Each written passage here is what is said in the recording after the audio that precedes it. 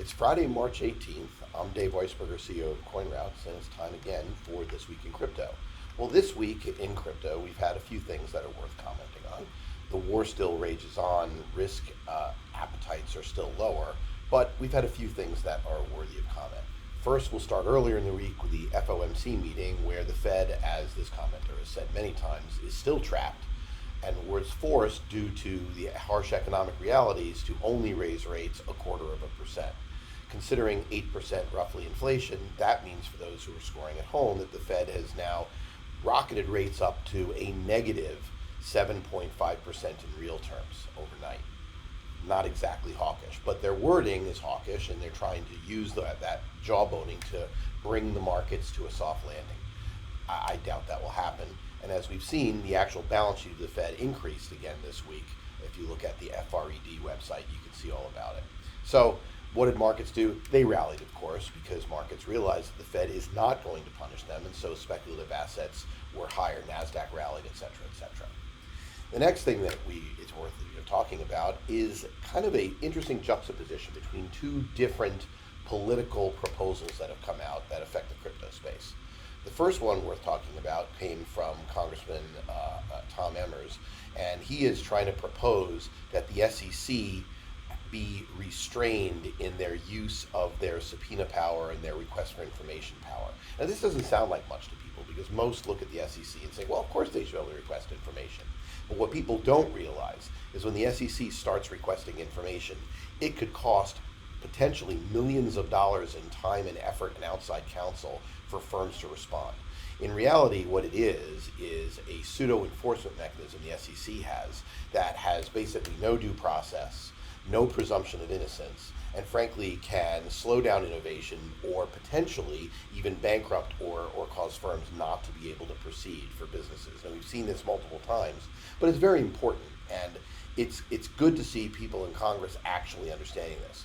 At the same time, on the other side, we have Elizabeth Warren, who's proposing new rules to basically have what some have jokingly called, but probably accurate, a panopticon surveillance state over crypto. And her justification is some thinly veiled construction that crypto could be used to evade sanctions.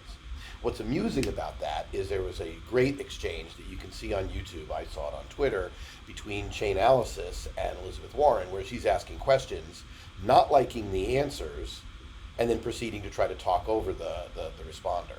The reality is, as Chainalysis pointed out, the use of mixers is dramatically smaller than the amount of money that it would take to try to evade sanctions. The ability of the authorities to track down bad actors in using Bitcoin is well documented.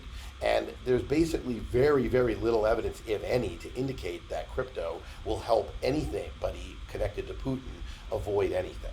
But never let a good crisis go to waste, so having failed in her attempt to marshal the forces of environmentalists or to be anti-Bitcoin mining, now she's on to something else.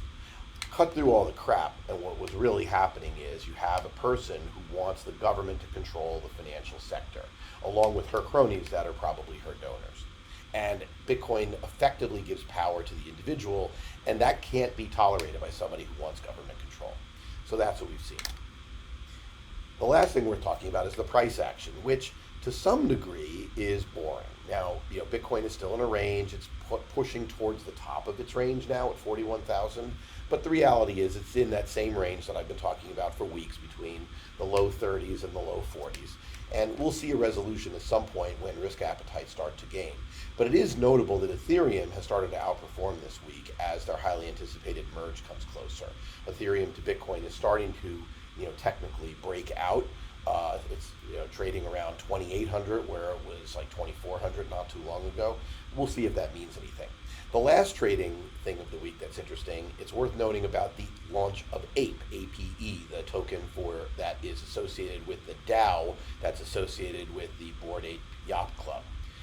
It is a token for a distributed autonomous organization. It is officially not related to the software company that produces the Bored Apes, but What's interesting about this token, other than the fact that since launch on exchanges, it's rallied fairly significantly, but it fell rather significantly from its airdrop supposed price to when it started trading on exchanges. So it's a lot of volatility.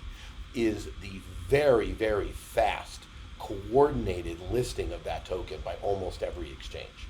That is notable. So we'll see how that goes, but it seems to be that everybody decided that because it was associated with a DAO, it was safe for all the US-based exchanges. Gemini, I think, was the first, followed by Coinbase and others in due course, FTX, etc.